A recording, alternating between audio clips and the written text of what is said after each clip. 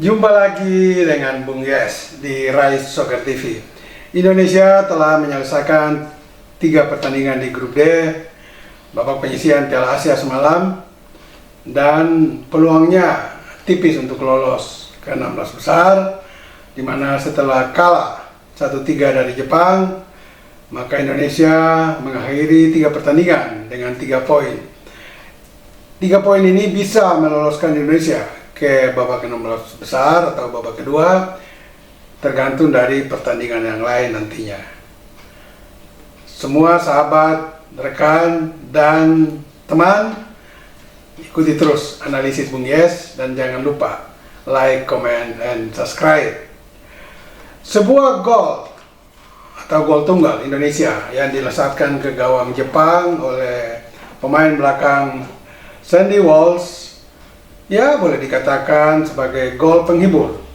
Tetapi gol ini juga mengandung makna yang sangat dalam, karena Indonesia secara kualitas memang jauh dibandingkan Jepang, tetapi bisa membobolkan gawang Jepang adalah satu prestasi tersendiri.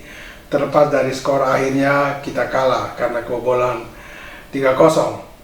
Secara keseluruhan Indonesia memang bermain tidak terlalu seperti yang diharapkan. Walaupun hasilnya memang kita tidak terlalu dalam euforia tinggi untuk meraih kemenangan. Hasil draw adalah sudah luar biasa. Namun penampilan Indonesia sendiri memang tidak memuaskan atau tidak seperti yang diharapkan. Karena di belakang tim kita adalah seorang pelatih berkaliber dunia, yaitu pada diri Sintayong atau STY. Dan kita lihat dari formasi yang diturunkan STY sendiri memang lebih banyak bertahan, dan itu cukup berhasil, di mana kita hanya kebobolan 3 gol. Dan kita lihat bahwa di lini belakang hampir semua pemain terbaik di posisi tersebut dimainkan STY. Ada Jordi Amat, Justin Hubner, Sandy Walsh, dan juga ada Akan Pratama di sana. Sehingga dalam formasi 4-3-3, STY memang lebih cenderung untuk lebih bertahan karena dia sendiri telah mengetahui dan kita semua tahu kualitas Jepang memang sangat luar biasa. Mereka bermain dengan determinasi tinggi, baik secara tim maupun secara individu. Percaya diri yang begitu tinggi dari seluruh pemain Jepang, dirangkai, diramu dalam sebuah kerjasama tim yang solid, membuat Indonesia memang belum berbanding atau sebanding dengan Jepang dalam pertandingan semalam. Jadi saya katakan lagi, hasil 1-3 ya sudah cukuplah bagi kita, karena kita pun memang tidak mengharapkan lebih daripada hasil draw nantinya. Namun ternyata kita kalah, ya sudahlah, kita lupakan itu. Tetapi ada catatan khusus dengan gol tunggal kita yang dilesatkan oleh Sandy Walsh di menit injury time. Ini pemain ini dia memperlihatkan lagi bahwa memang dia memiliki naluri yang cukup baik di momen-momen yang penting sebagai pemain belakang memang, dan itu memang terjadi di seluruh pertandingan sepak bola tingkat tinggi. Ketika pemain belakang yang biasanya unggul dalam bola-bola atas atau bola sundulan, bola heading, mereka naik sampai di kotak penalti untuk ya berspekulasi, siapa tahu bola mampir di kepalanya. Namun gol Sandy sendiri tercipta dari kakinya, dan kita lihat bahwa gol ini memang dari sebuah shooting yang lemah, dan kiper Jepang juga kelihatan sudah out of position sehingga dia tidak bisa memblok bola yang ditendang oleh Sandy Walsh. Jadi gol itu ya boleh dibilang gol penghibur atau juga gol yang memang layak untuk diciptakan oleh Indonesia. Dan dalam pertandingan atau dalam 3 pertandingan di Piala Asia kali ini, Indonesia mencetak 3 gol di masing-masing pertandingan dengan 1-1 gol.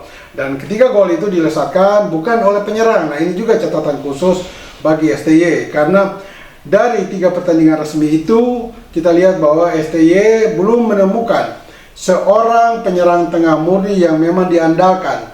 Dia selalu memainkan Rafael Struijk sebagai penyerang tengah, padahal dia masih punya beberapa pemain depan atau striker yang lain, ada pada Ramadan Sananta, juga Rocky Caraka, tetapi dia dalam pertandingan semalam tidak memainkan mereka. Ada Ramadan Sananta, Rocky Caraka, tetapi dia semalam tidak memainkan mereka.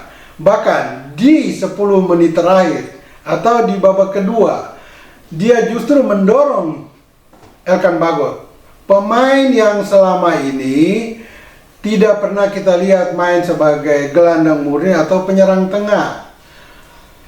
Elkan lebih dipercaya ada di lini pertahanan, dan memang dia sangat bisa dipercaya dan bisa diandalkan di lini tengah, di lini belakang. Namun semalam kita lihat Elkan didorong untuk membantu Rafael sebagai penyerang, dan Elkan sendiri dalam posisi itu memang tidak menonjol, sama sekali tidak kelihatan dia memiliki naluri menyerang. Nah, kita semua tidak tahu apa yang terjadi dan apa yang ada di otak Sintayong sehingga dia harus memainkan Elkan sebagai penyerang, padahal dia bisa memainkan Ramadan atau Rocky Caraka untuk berfungsi sebagai penyerang untuk mengejar ketertinggalan gol kita.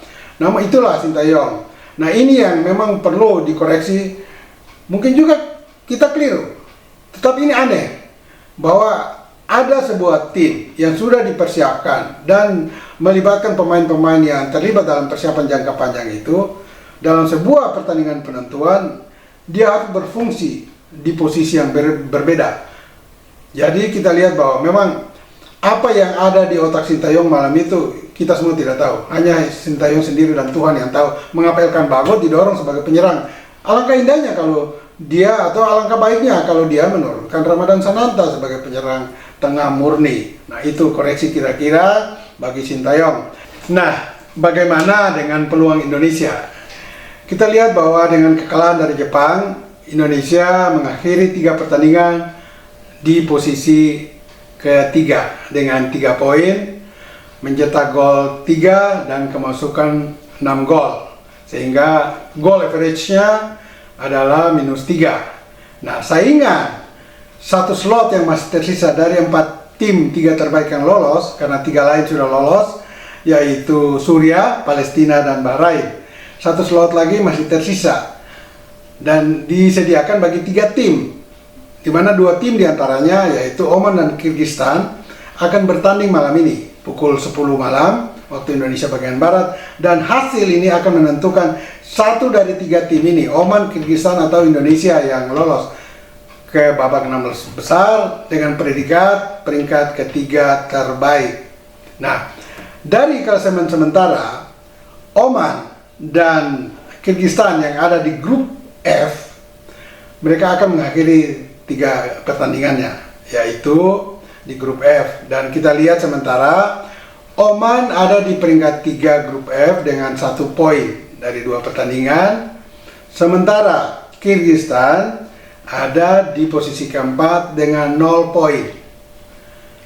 Tetapi baik Oman, Kyrgyzstan, dan Indonesia ini salah satu bisa lolos kalau Oman dan Kyrgyzstan akan main imbang malam ini. Berapapun skor, hasil imbang, Indonesia yang lolos. Itu peluang lolos pertama bagi Indonesia. Peluang lolos kedua bagi Indonesia kalau Kyrgyzstan mengalahkan Oman dengan selisih gol 1 digit. Hanya menang 1-0 atau 2-1 cukup. Atau paling jelek 3-2. Nah, mengapa saya katakan itu? Ini menarik untuk diketahui oleh kita semua. Andaikan Kyrgyzstan menang dengan 1-0, maka Kyrgyzstan akan ada di posisi ketiga grup F dengan 3 poin, sama dengan Indonesia 3 poin. Tetapi Kyrgyzstan kalah dalam goal average dengan Indonesia. Indonesia -3, Kyrgyzstan -3, tetapi dalam gol memasukkan Indonesia lebih baik. Indonesia memasukkan 3 gol. Kyrgyzstan hanya memasukkan 1 gol. Dan yang kedua, kalau Kyrgyzstan menang dengan 2-1 atas Oman, tetap 3 poin bagi Kyrgyzstan, tetapi goal average-nya adalah 25, -3, sama dengan Indonesia. Tetapi Indonesia masih tetap unggul dengan memasukkan 3 gol. Kyrgyzstan hanya memasukkan 2 gol. Jadi Indonesia masih tetap unggul sebagai peringkat terbaik ketiga atas Kyrgyzstan. Namun, kalau Kyrgyzstan menang dengan skor 3-2, makanya akan sama goal average Kyrgyzstan dengan Indonesia, sama-sama 3 poin, tetapi gol memasukkan dan kemasukan sama, adalah 3 berbanding 6, memasukkan 3 gol, kemasukan 6 gol, dan sama-sama -3. Saya nggak tahu apakah regulasi dari AFC akan diundi atau melihat dari hal-hal yang lain, sehingga akan menentukan Indonesia atau Kyrgyzstan yang lolos. Mungkin saja dari fair play-nya, kartu kuningnya, siapa yang lebih banyak, itu akan dikalahkan. Atau kalau Kyrgyzstan menang dengan skor 4-3, berarti sama-sama juga -3. Selisih gol Kyrgyzstan adalah 4-7, tetapi dia memasukkan gol lebih banyak 4, Indonesia hanya 3. Nah, itu kalau Kyrgyzstan yang menang. Tetapi kalau dua tim itu bermain imbang, Indonesia yang tetap lolos. Tetapi kalau Oman menang, otomatis Oman yang lolos. Nah, kalaupun nanti Indonesia yang lolos, kita sebaiknya menghindari bahwa Indonesia itu lolos karena dalam tanda petik dikasih oleh Kyrgyzstan atau Oman karena bermain imbang. Tidak begitu, menurut saya tidak begitu. Karena lolosnya Indonesia kalau sebagai peringkat 3 terbaik itu bukan diberikan secara cuma-cuma, tetapi melalui sebuah perjuangan yang berdarah-darah, berkeringat, dan susah payah. Ya, kita lihat bahwa lawan Vietnam, Jordi Amat sampai berdarah-darah. Ini kan perjuangan yang harus kita apresiasi. Dan regulasi juga memungkinkan untuk itu. Regulasi sudah menyediakan itu. Jadi ini bukan hanya cuma berlaku bagi Indonesia kalau lolos sebagai peringkat 3 terbaik, tetapi juga oleh tim-tim lain, misalnya Bahrain, Palestina, dan Suriah tadi, 3 tim yang sudah lebih dulu lolos sebagai peringkat ketiga. Jadi sebaiknya kita juga harus fair dalam menilai Indonesia lolos atau tidak nanti. Dan jangan lupa tetap bersama Rise Soccer TV. Dan hari Sabtu ada analisis yang menarik dari 2 mantan pemain nasional. Silakan menunggu di Rise Soccer TV, yaitu oleh Fahri Husaini dan Rocky Puterai, akan berbicara banyak tentang bagaimana tim nasional kita, khususnya di bawah Sintayong, akan berlanjut atau tidak. Ingat, bola itu bulat. Giring terus.